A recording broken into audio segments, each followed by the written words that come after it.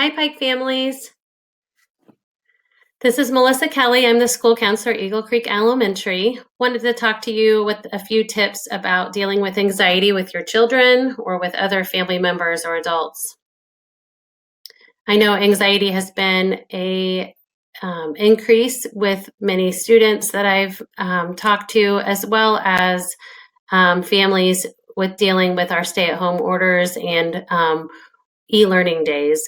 So wanted to talk through a few tips with you. The first tip is don't focus on eliminating. We can't eliminate or avoid working through anxiety. Instead of trying to eliminate or avoid anxiety, we want to look for coping mechanisms, things like going on a walk or listening to music. And I know a lot of students have said talking with their families has been amazing. So talk with your child when they're feeling anxious. Don't try to remove the thing that's bothering them.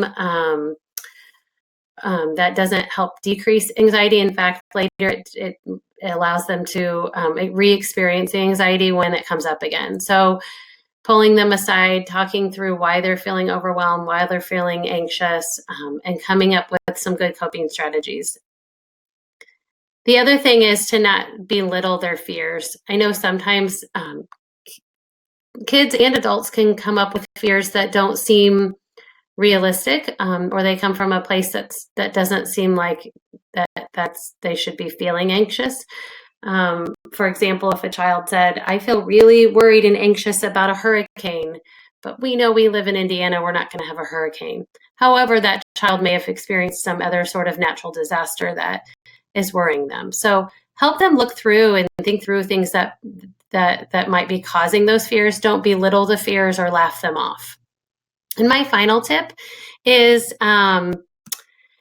look through things and think through things that you can control and not control. Anxiety comes from a place of looking and seeking for some control. So things I can control are limiting social media, turning off the news. Things I cannot control are how people react, their behaviors and actions, or even the amount of toilet paper at a store. I can't control that.